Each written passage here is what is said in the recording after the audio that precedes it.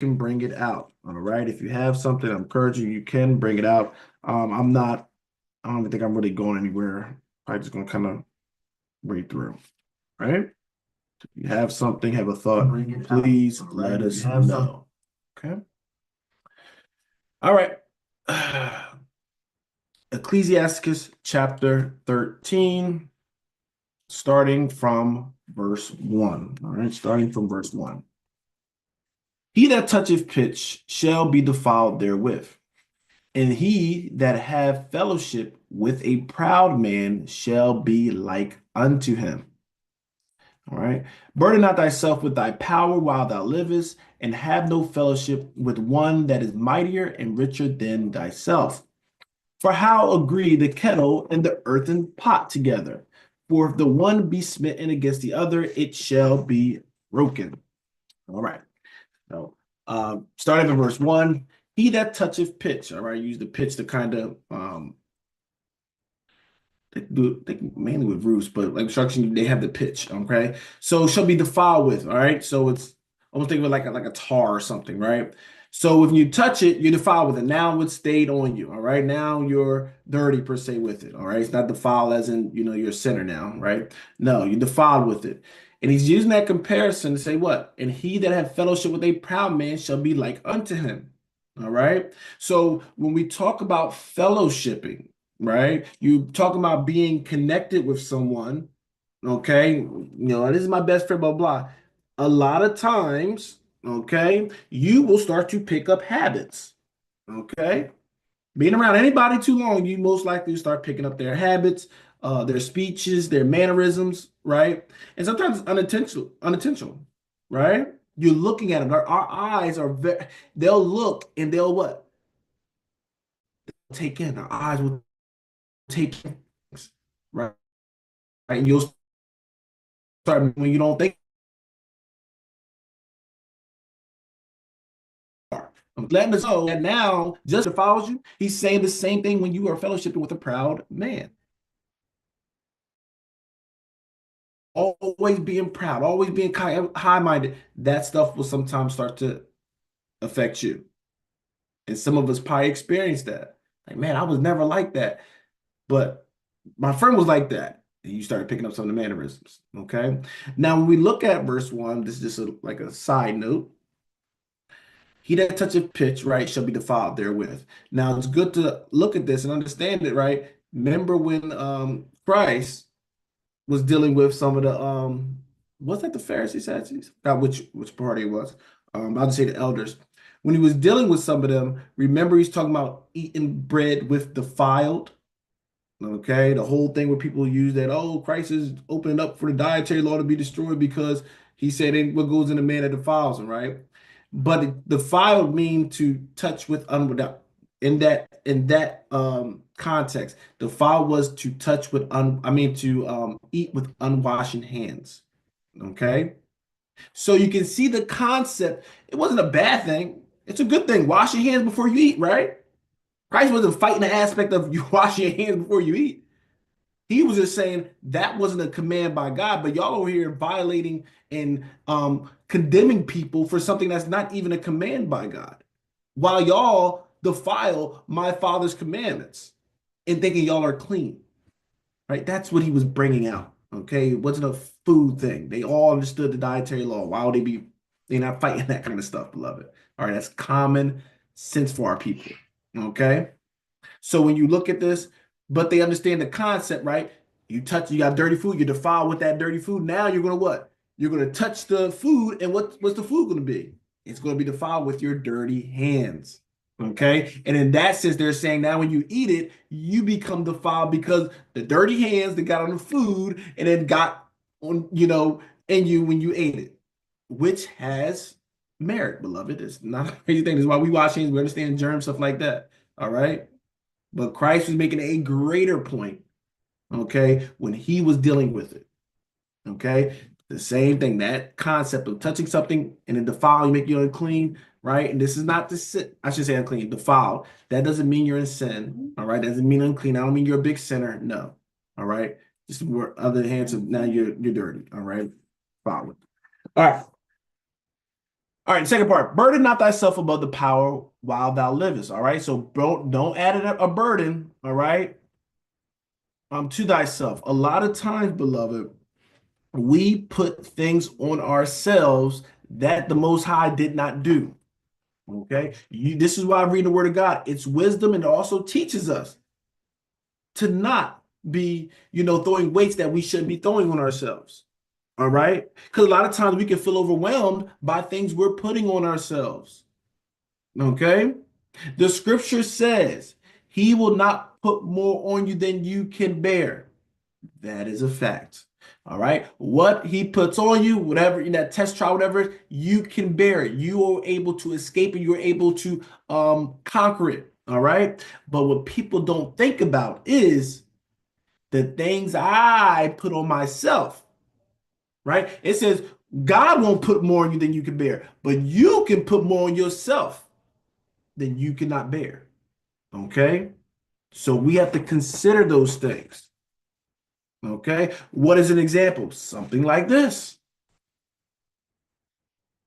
God didn't put that best friend you decide to have that's all worldly and talking about sinning and going against God on it. He didn't put that on you. You putting that on you. So when you get the foul therewith, now you want to blame who? What do people want to do? They want to start blaming God.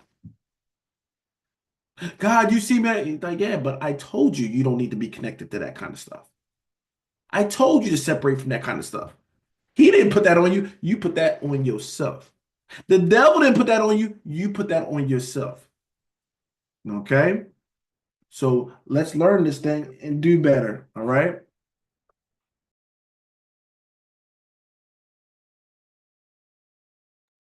All right. And then he goes to the next part. And have no fellowship with one that is mightier and richer than thyself. We're going to see that it's not just if somebody's just richer than you, but it's an understanding that comes with it as well. All right. A lot of time when it comes to rich people, it's a mindset. Okay. A lot of times the Bible talks about certain mindsets. All right. Because there is some people that can be rich and wealthy and living righteous and holy. All right. They wouldn't fall into some of these things, of course. All right. But typically in the world, when dealing with riches, it's usually a certain spirit that can be attached to it. Okay. But that doesn't make it wrong. That don't make it, don't say, oh, I don't want to be rich because it's nothing like that. Okay. But when you look at it, fellowship with one that is mightier and richer than thyself. Why? He's giving a warning. These things are warnings and things that we need to consider. For how agree the kettle with the earthen pot together. All right. So we got a hard kettle and then you got an earthen pot, right? Like clay or something, right? You bang them together, what's going to happen? The clay get broken. All right. Why? Because it wasn't at the same status or hardness as the kettle pot. So he's using that comparison, saying when you got somebody overly, have abundance of wealth, and then you have this person that don't have it, when a clash happens, usually 9 times out of 10, the person that is struggling and everything can be the one that be destroyed. Okay. So he's giving us wisdom, beloved. Okay. Not everything's 100%. Oh, if you do it like that, but yes, you need to consider because majority of the times this will come about. Okay. Verse 3. Verse 3. The rich man have done wrong. Right. The rich man have done wrong, and yet he threatened withal. The poor is wrong, and he must entreat also.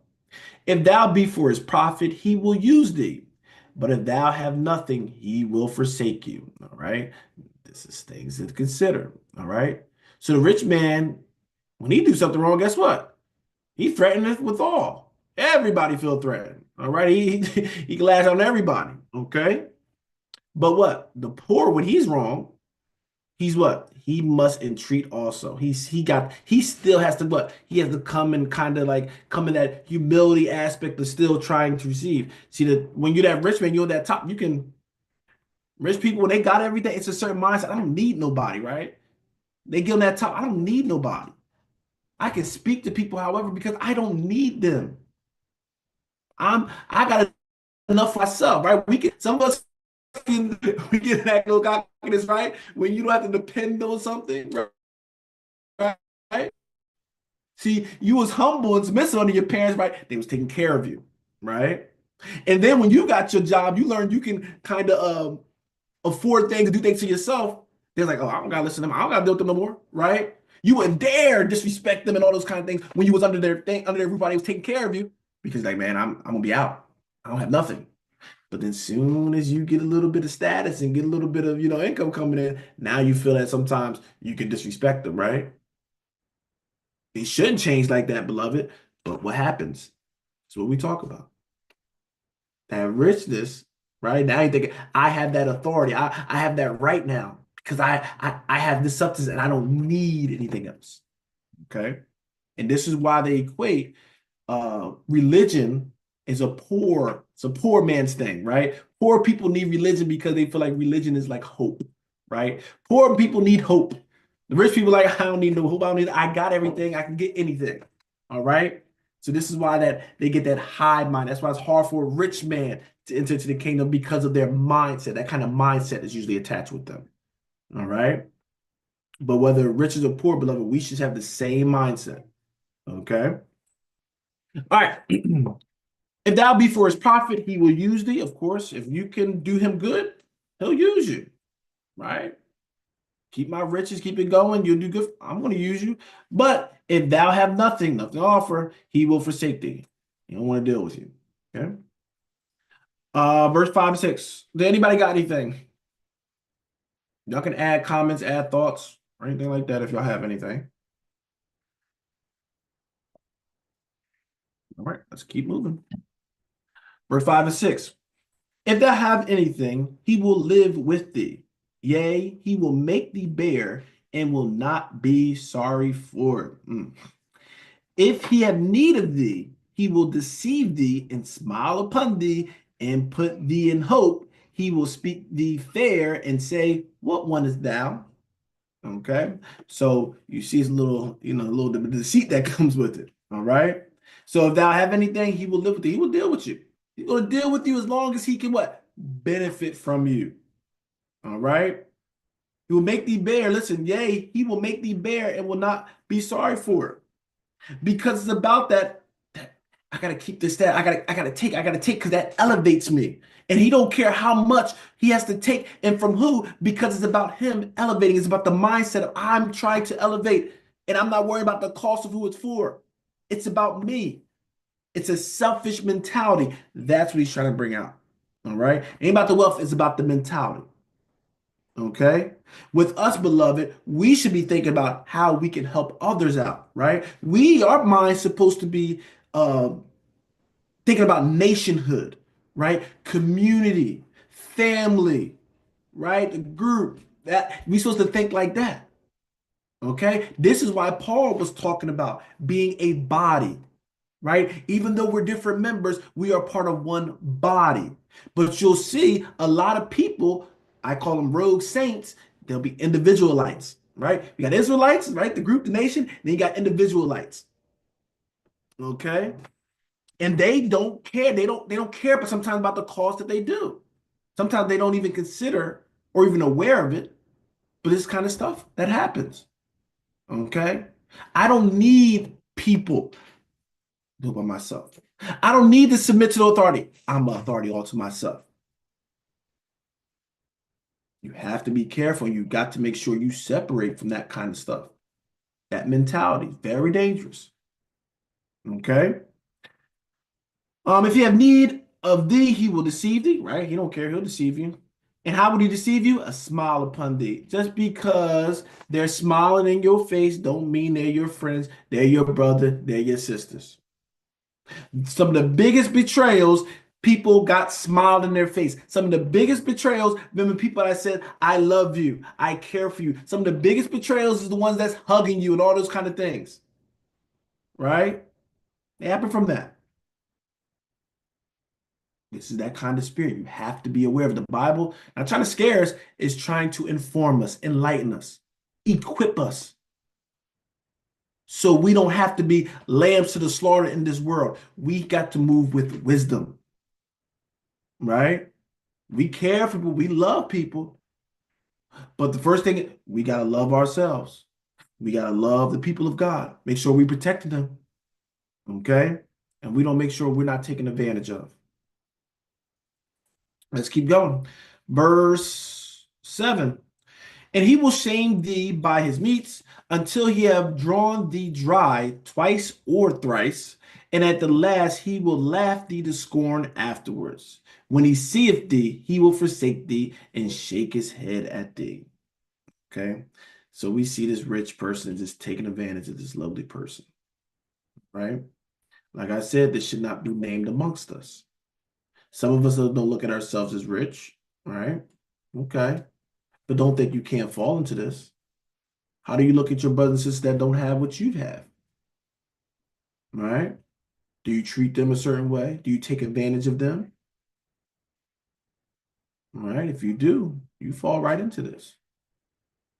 Okay. Because poor don't have to be just, I'm trying to understand, poor ain't just always, oh, I don't have nothing, right? Poor is somebody that could be that it's a need, right? Poor is like need, I need stuff.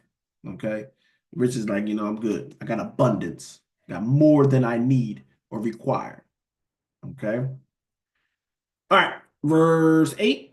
Beware that thou be not deceived and brought down in thy jealousy.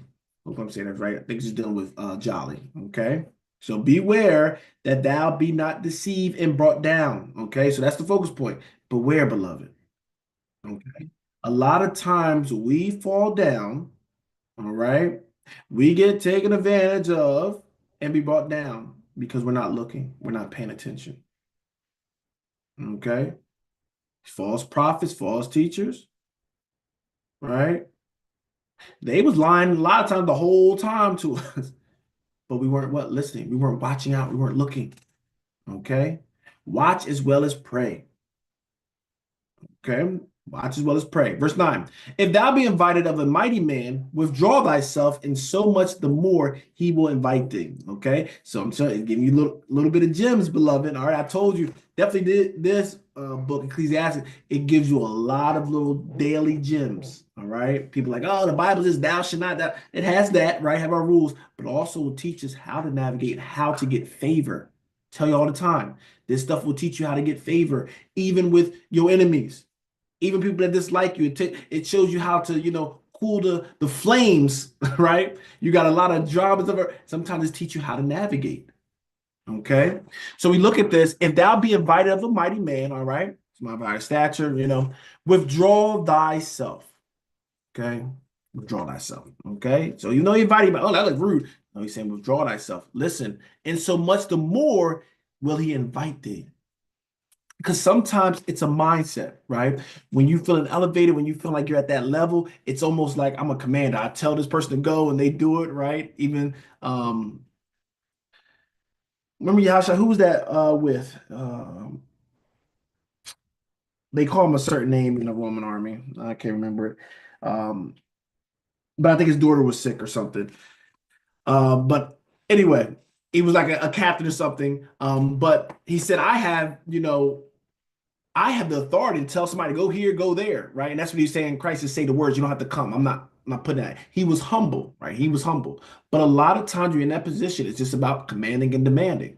Okay. So with this kind of person, when they inviting you, it's almost like you should be so thrilled and honored and just like, oh yes, yes, I'll definitely go because they're like, yeah, you want to kind of it makes them kind of feel good. Yeah, you come to me and you feel so honored to come with me, right? It's flattery. But I invite you, you being lower than me, and you saying, no, I think I'll pass, right? Sometimes it does something to their psyche where now like, wait up, they denied me. This ain't supposed to happen. They supposed to be flat. They supposed to be right. And sometimes it what? It'll make them want them more. Okay. And this is the same thing. This is with a lot of things, beloved. When you talk about man, woman, things of that nature, right? Sometimes man want the what? Thing he can't get. Okay. Sometimes women, if they're at such a stature, not every man think they're at that level, right? But as they got all these women trying to flock to them and all these kind of things, sometimes it can be the turn off that they're so readily available and want to hop all on it. Oh, like no. But sometimes that one that's what? Being distant stuff, it sometimes attracts them. Wait, why aren't you doing what the others do? Right? And sometimes that creates that, chase thing that he desires. Okay. So if thou be invited by a inviting man, withdraw thyself, and so much the more he invite thee. Now it's like he's chasing you. Now he really wants you to come. Okay. Verse 10. Press thou not upon them. Listen, press not thou upon them, lest thou be put back. All right. Like I said, some people can be overbearing, like, oh gosh, back up. Right. You see them celebrities, you got the fans ready to jump on it. Oh, back up, leave, stop, right? But some of those people that don't act like that, they kind of like they be kind of interested in them, right? And they ain't act like everybody else. Like, let me see what they about. I'm curious now. They got my, they got my attention. I'm curious now, and the curiosity will draw them to you. All right. So once again, it's teach the Bible teaches these things. All right. Press thou not upon them, lest thou be put back. Stand not far off. Listen, lest thou be forgotten. Okay. So also don't just dismiss and always be so far off that what? You just dismiss you, forget about you. Okay. So he's saying just enough. You don't want to be so overly anxious and easy and all in their face, right? Which that's going to make them reject you. Okay. But also don't be so distant that you become out of mind. Okay. So he's giving you that balance. All right. Everybody's good? Anybody got anything they want to add? All right. Verse 11. Verse 11. Affect not to be made equal unto him in talk, right? And believe not his many words, for with much communication will he tempt thee, and smiling upon thee will get out thy secrets. Verse 12. But cruelly he will lay up thy words, and will not spare to do thee hurt, and to put thee in prison. Okay. So affect not to be made equal unto him in talk. All right. Don't try to you be act like you're equal and all that kind of stuff. And believe not as many words. Don't listen to the words that's coming out of their mouth, right? Because what their words not act their words are not matching their actions. Okay. So they'll tell you these things, but they have a reason why they're what giving you these words, these hope. Okay. All right, these promises, right? Like these politicians, they give you all these promises. Okay, but don't be believing their words. Okay, and don't make yourself equal to them. For with much communication will he tempt thee. You'll start listening to these words, and what happened? You'll be tempted. Hmm, maybe this is a good guy. Maybe, right? The words you're believing, and it starts to what? Give you hope. And smiling upon thee will get out thy secrets, right? And with their words and all that stuff, smiling, you will what? Lay down your guard and you will give them the secret. Okay. And this is what we got to be mindful. A lot of times we give our secrets away to those that don't deserve it. Okay. You have to be mindful of that. Everybody don't deserve to know everything about you, beloved. Okay.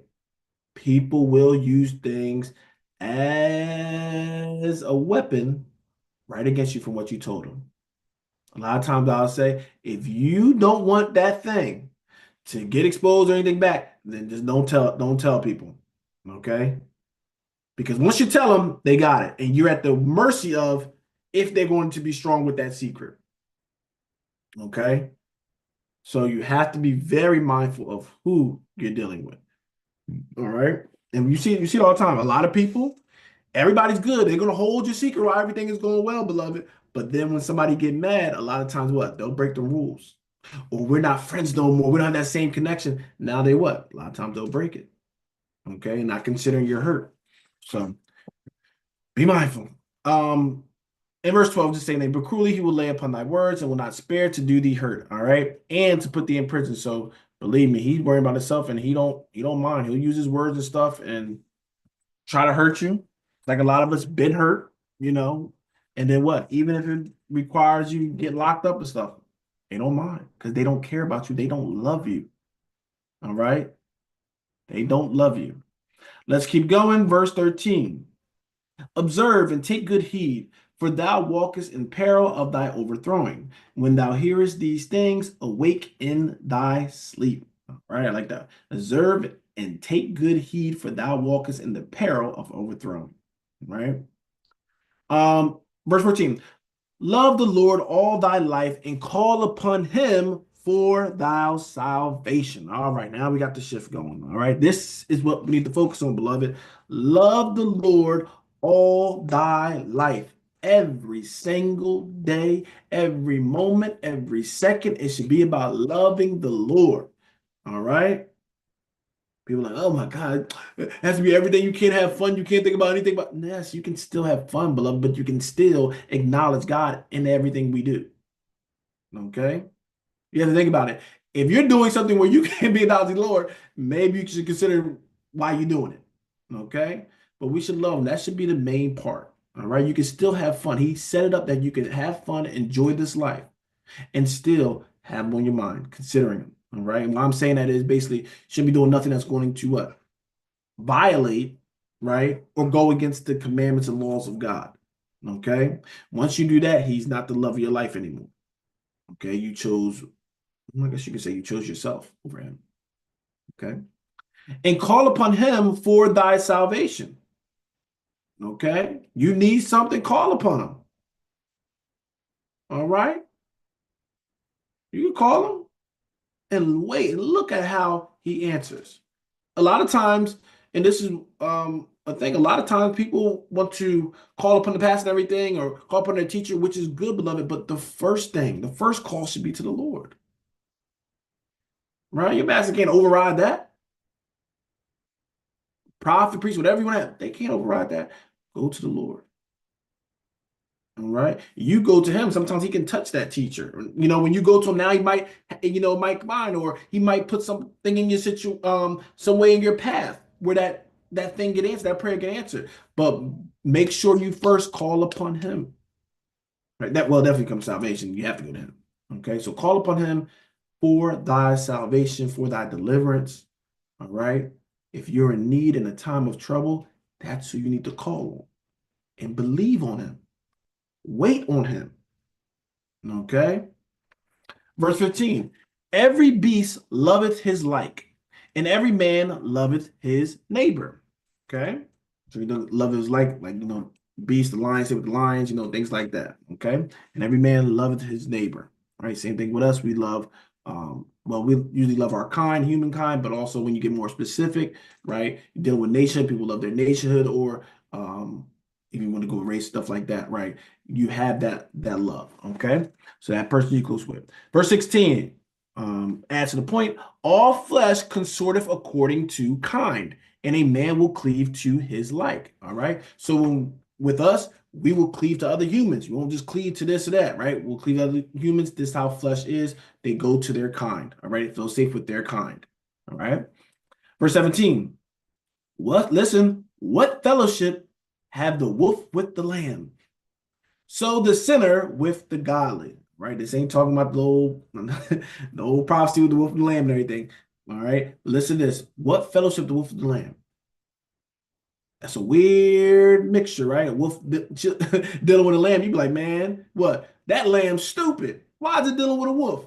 Don't it know what a wolf is? Don't it know the intent of a wolf?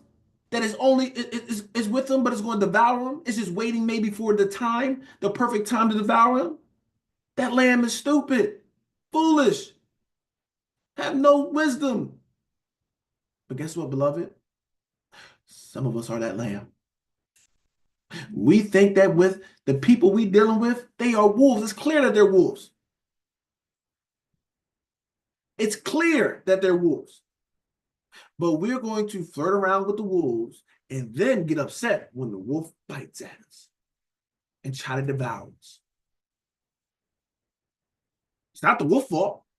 The wolf is just being a wolf. A sinner, a wicked person, just being what they are. Can't get mad at them. Can't get mad at the snake for biting you. That's what they do. But you have to consider, why did you feel so comfortable being linked up with them? Why did you feel comfortable? All right. So what fellowship have the wolf with the lamb? So the sinner with the godly. See how you put that there?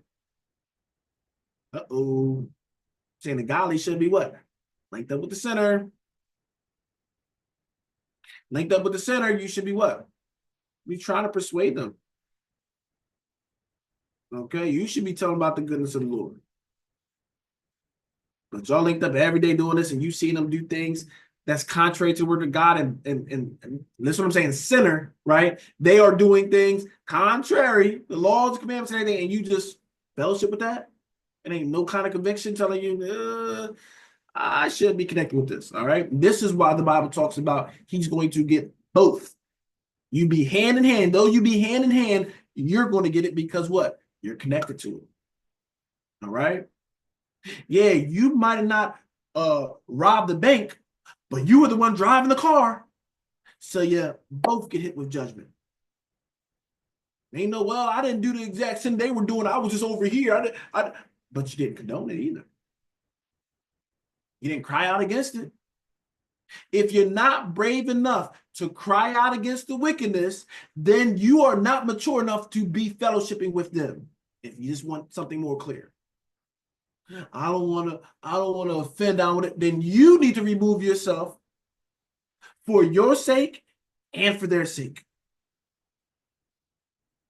I know it sounds harsh, but a lot of people were being godly, being holy, going the right way, and because they couldn't cut off this toxic, unhealthy relationship, they conformed.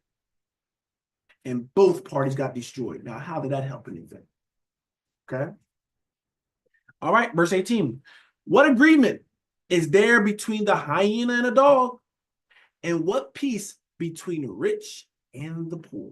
All right, going right back to that point. All right. It don't match. Okay. Now, once again, it's in context, beloved. It's in context. All right. But these are opposite ends of the spectrum. All right. You try to force it together, it's going to be a clash. Okay. Not meant to be. There's not meant to be that agreement like that. Right. So you have to be mindful. Verse 19. As the wild ass is the lion's prey in the wilderness, listen, so the rich eat up the poor. Right. So we got a wild ass in the wilderness. What happened? A lion devours them. A sheep, a wolf devours them. All right. They looked at them as prey. That's what they look at them as. The rich person look at the poor as prey. All right. You see these rich people, and I'm using politics just for, come to mind first, right? A lot of them they're rich, they have this status, right? And the poor people hearing their words and thinking, oh, they're for me. No, they not divvying their wealth and stuff like that for y'all. What are they doing? I need to increase. I need to do this, right? If I have enough, I got enough for 30 lifetimes in my bank account. This person don't got enough for the week, right? And I'm thinking I'm gonna be dealing with it. I'm looking it out. And no, share it if you really want to help them. But a lot of times that's not what it is. A lot of times their riches are built on devouring the poor, devouring the ones that don't have it. Okay, that's a lot of times how the rich work. Okay, I'm not saying every single one, but this is why the Bible is talking about this. They look at you as prey. They don't look at you as equals. When politicians talking to other, they look at them, all right, you're on my level. They look at the ones down like, oh yeah, that's the poor. And they move us and maneuver us as what? Chess pieces on a board. Okay? And that's what they're going to do. Can't change that per se. But you got to understand what the dynamic is. All right? Stop trying to be friends, trying to be linked up when somebody's nature is to devour you. Okay? Can't be mad at them once again. That's the dynamic. Okay? Verse 20. As the proud hate humility, so doth the rich abhor the poor. Right? Where for abhor is hate. Right? So the proud do not like to be humble. They don't like to come, get low and humble themselves. He's saying the rich. That's just like the rich. They don't like the poor. Okay? They don't want to be at that level. They talk to you and this and that. You can be funny to them, all that kind of stuff, but they don't want to be like you. Okay? So, once again, this is what it's bringing out. Verse 21, a rich man beginning to fall is held up of his friends, but a poor man being down is thrust away by his friends. All right? Poor man falls. He barely could do anything when he did have some money or whatever. But now that he's fallen, oh, he's really useless. He's really a burden. Nope, they're going to throw him away. But a rich man, they'll try to hold him up because he can bounce back. he's going through a rough season, but he'll bounce back and be where he's at. So they'll hold him up. Okay. Verse 22. When a rich man, yeah, 22. When a rich man is fallen, he have many helpers. He speaketh things not to be spoken, and yet men justify him. The poor man slippeth, and yet they rebuke him too. He spake wisely and could have no place. Okay. So it's just showing you the bias of the two. All right, what's going to happen? So, oh, it's not fair. The rich do this, they can line it. Yes, they can, they will, and this is what's going to happen. All right. And the poor will always be, unfortunately mistreated and, this and that. Okay. That is how the dynamic goes. When you're dealing with Israel, with us, we're different people than the world. We have laws of how we treat people, how we deal with people. But the world, they look at the poor as food, right? He got 2 pennies. They worrying about how can I get one of them, if not both of them. Okay. But with us, the righteous people, we're trying to help them. All right. When one of us elevate, we try to elevate the rest. But the world is not like that, beloved. You live in the world. Just don't what? Be like them. That's what Christ said. You don't be like them. You got to be in here. You got to deal with this kind of stuff. But don't be like them. If you get elevated, the Most High suffer you to get riches and stuff like that. Don't you be this. Okay? You still keep your integrity. You be humble. You stay before the Most High God. Let him guide you and direct you. Just like if you're poor, same thing, beloved. All right. He can bring up, he says he bring up the beggar, right? He talks about bringing them up, and he can bring them up to where he ride with the princes. So we know the Most High God can elevate us. Even in the lowest state, he can elevate us. But do we believe? Okay. All right, let's go to verse 23. When a rich man speaketh, every man holdeth his tongue, and look what he saith. They extol it to the clouds. But if the poor man speak, they say, what fellow is this? And if he stumble, they will help to overthrow him. All right. So the rich man, everybody listens. You hear, oh, this is billionaire, blah, blah, blah, coming to the stage. Everybody's listening. They're taking all his words. Oh my God, I gotta write this such wisdom, right? That's how they consider him, right? Because a lot of times they get extolled and you want to be like that and all that kind of stuff. So they grab their attention. All right. But when a poor man speak, he's like, who's this guy? And when he stumbled, they help him. Yeah, they're really destroying him. Okay. So same thing has already been talked about, just reiterating the point. 24, riches are good unto him that have no sin. Listen, and poverty is evil in the mouth of the ungodly.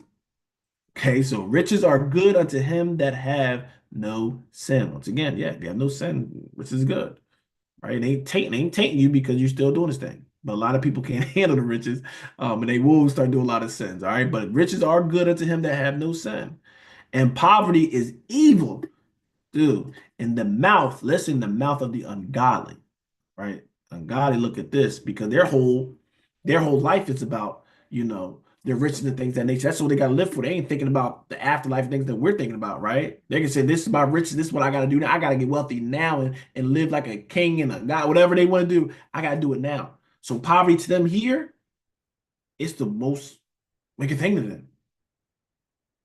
Okay. But we know whether we have abundance of riches, that we're not getting caught up in that because we know who rules this whole thing. And we know the promises and the blessings and the curses and stuff, right?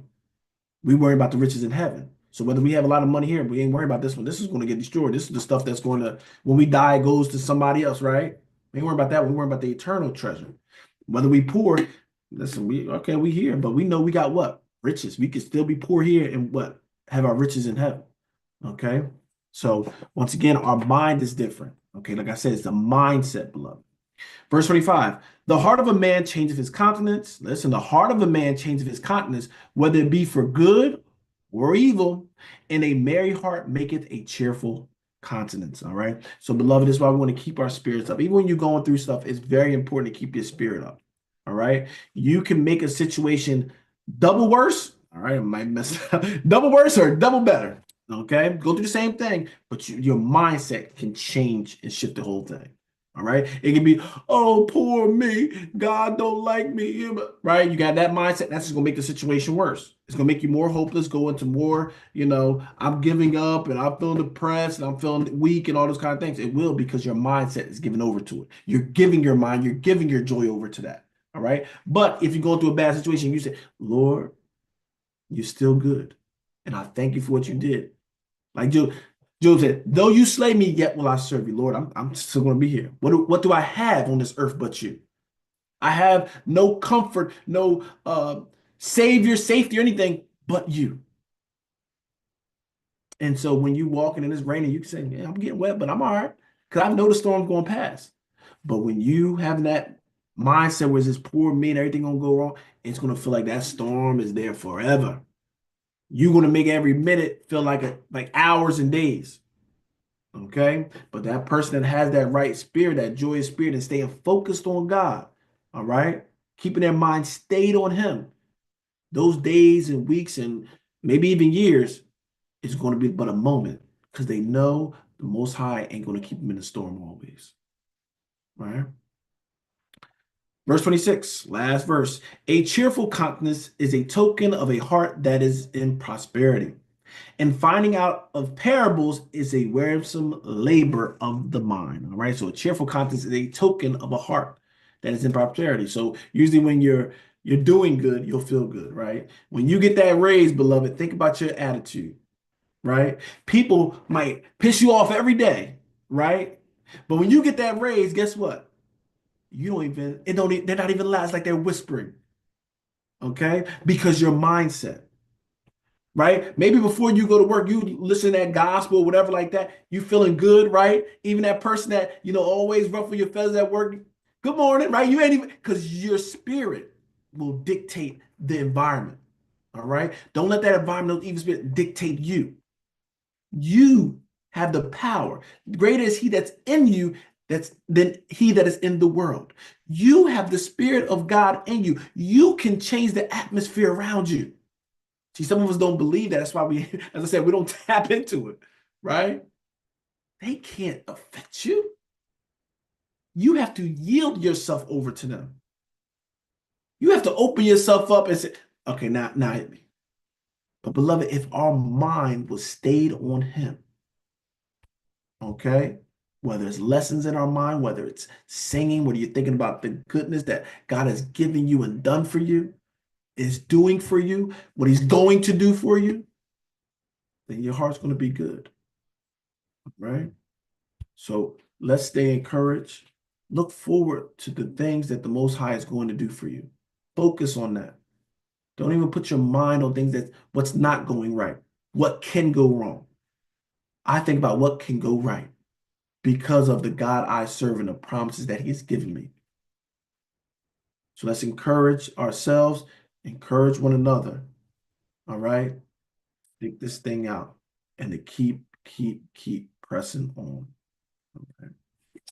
All right. Anybody have anything they want to add?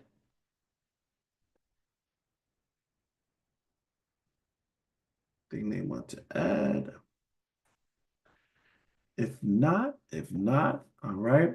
We are going to close those out on YouTube. All right, our YouTube family, those that's watching it or going to watch it on the recording. We say in the Hebrew tongue, Anyana Habatham, which means love you all. Shalom, shalom, which means peace.